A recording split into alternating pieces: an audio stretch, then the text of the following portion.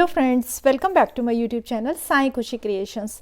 तो आज के इस वीडियो में मैं आपको अहोई माता के व्रत की कहानी सुनाऊंगी। तो सबसे पहले हम देख लेते हैं कि हमें कहानी सुनने के लिए क्या क्या लगेगा। अगर आप वहीं पर कहानी सुन रहे हैं जहां पर आपने होई माता को विराजित किया है, तब तो आपको सिर्फ 7 दाने गेहूँ के हाथ में लेके अपनी कहानी सुन लेनी है। और कहानी सुनकर वो गेहूँ जो है जल के लोटे में डाल के आपको रात को तारों को या चंद्रमा को, जिसको भी आपके यहाँ अर्घ दिया जाता हो, दे लेना है। लेकिन अगर आप ग्रुप में कहानी सुन रहे हैं, तब आपको ग्रुप में कहानी सुनने के लिए ऐसा एक पाट्टा चाहिए। आप इस पाट्टे के ऊपर भी डायरेक्ट पूजा करके कहानी सुन सकते हैं, या फिर अलग से आप ऐसे एक थाली भी ले सकते हैं। फिर आप एक थाली ले लें। अब थाली में आपको स्वस्तिक बना लेना है। स्वस्तिक बना लेना है। अब हम इस स्वस्तिक के ऊपर थोड़े से हमारे गेहूं के दाने रखेंगे। थोड़े से गेहूं के दाने रखकर आपको उस पर हमारे गणेश जी को विराजित करना है। अब आपको गणेश जी को टिक्का निकालना है। गणेश जी को टीका निकालने के बाद जितनी भी लेडीज लोग साथ में कहानी सुन रही हैं, सब अपने माथे पे टीका निकालेंगी। गणेश जी को थोड़ी सी मोली अर्पित करें। थोड़ी सी दुर्वा अर्पित करें। अगर आपके पास फूल हो तो फूल भी अर्पित करें। चीनी से गणेश जी को जिमाएंगे, चीनी या गुड़ से। अब उसके बाद आपको हाथ में 7 दाने गेहूं के लेके आपको ऐसे गिन के रख लेने हैं। सबके 7 दाने आपको गेहूं के हाथ में लेके इस तरीके से, इनको आखे बोला जाता है, ये आखे हाथ में लेके आपको कहानी सुननी है। और इसके साथ ही आपको एक जल का लोटा भी भर के रखना है। ऐसे एक जल का लोटा आपको अपने पाट्टे या थाली के पास रख लेना है। उस पर आपको स्वस्तिक करना है और 7 टिक्की आपको रोली की देनी है। तो अब चलिए, हमारी गेहूं आपको रख लेने हैं साथ में। कहानी सुनते समय सबको गेहूं हाथ में लेने हैं। अब ये 7 दाने, इनको आखे बोला जाता है, ये हाथ में लेके हम हमारी कहानी शुरू करते हैं अहोई माता की। बोलिए अहोई माता की जय। एक साहूकार था, उसके 7 बेटे और 7 बहुएं थी और एक बेटी थी। दिवाली के पहले कार्तिक बदी अष्टमी के दिन 7 बहुएं अपनी ननंद के साथ खदान से मिट्टी लाने के लिए गई। जहां से वे मिट्टी खोद रही थी, वही स्याहू माता सेहे की मान थी।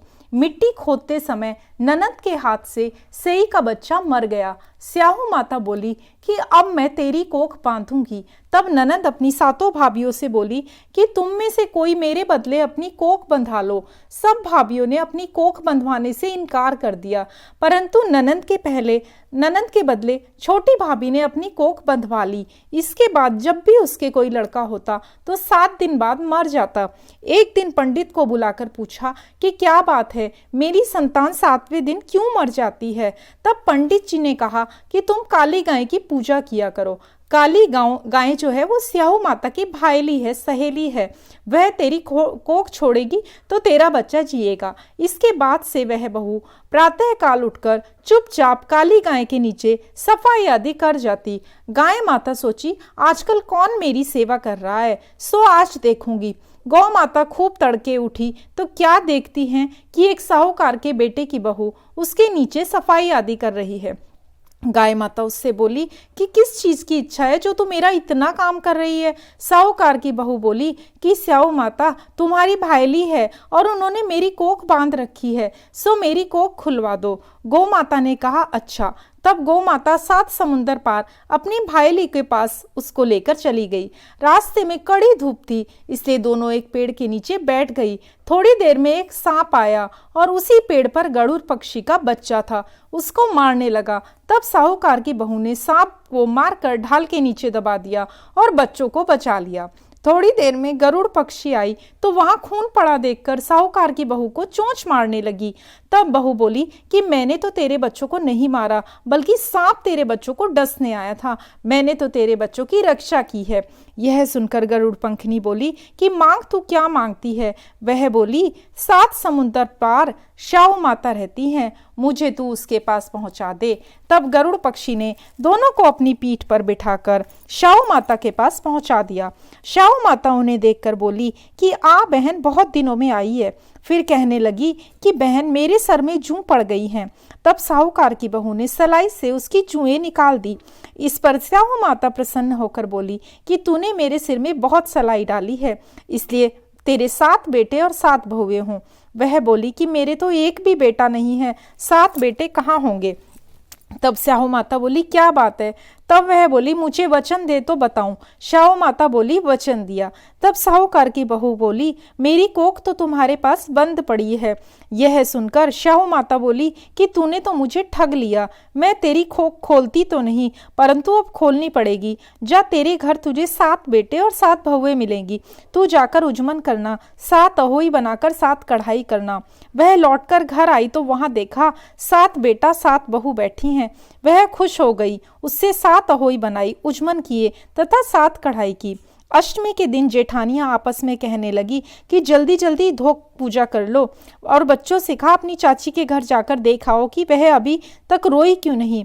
बच्चों ने जाकर कहा कि चाची तो कुछ मांड रही है और उजमन हो रहा है। ये सुनते ही सारी जेठानियां दौड़ी दौड़ी घर आई और जाकर कहने लगी कि तूने कैसे अपनी कोख छुड़ाई।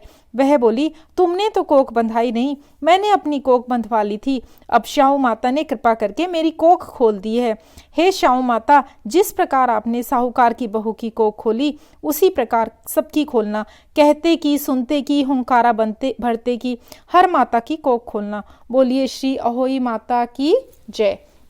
कहानी सुनने के बाद ये जो गेहूं के दाने हैं, ये जो आँखें हैं, इनको आपको अपनी चुन्नी के पल्लड़े में बांध लेना है। अब थोड़े से और गेहूं के दाने।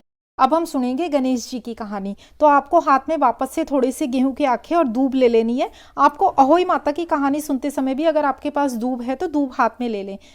जय बिंदायक जी महाराज की। चिमटी भर चावल और चुल्लू भर दूध लेके गणेश जी लड़के का वेश धर के नगरी नगरी घूमने लगे और बोले हे माई कोई मेरी खीर बना दो, हे माई कोई मेरी खीर बना दो। सब हंसने लगे। वह बोले मजाक करता है और कोई तैयार नहीं हुआ।